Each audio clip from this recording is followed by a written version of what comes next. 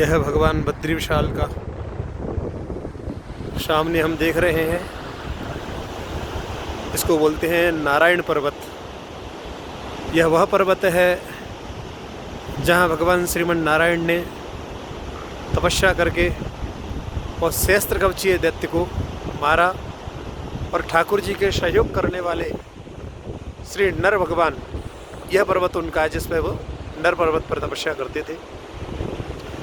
यही सहस्त्रकवचीय दैत्य को भगवान श्रीमन नारायण ने और नर ने दोनों ने बारी बारी से, क्योंकि उसको ऐसा वरदान था, सहस्त्रकवचीय दैत्य को ऐसा वरदान था उसे, जिससे कि वो 10,000 वर्ष जो तपस्या करेगा वही उसके एक कवच को भेदन कर पाएगा।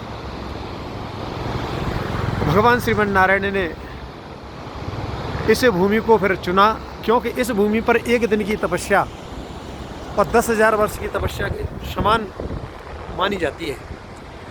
इसी वजह से एक दिन भगवान श्रीमन नारायण तपस्या करते हैं और एक दिन भगवान नर तपस्या करते हैं, और दोनों ने तप करके उस सहस्त्रकवचीय दैत्य के 9,999 कवचों को तोड़ दिया।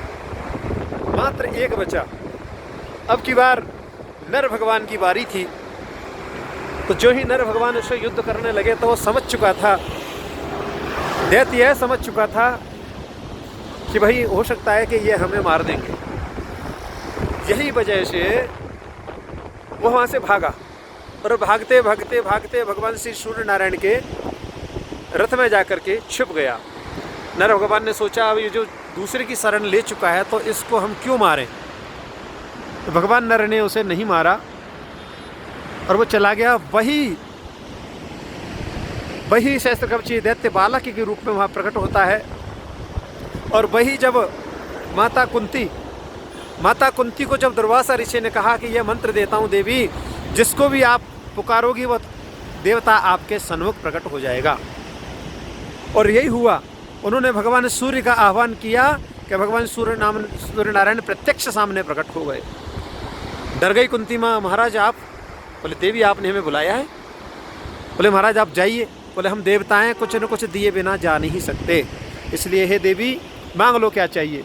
नहीं महाराज मुझे कुछ नहीं चाहिए। बोले जाओ मैं तुम्हें आशीर्वाद स्वरूप यह बालक प्रदान करता हूँ, आपको एक बालक की प्राप्ति होगी।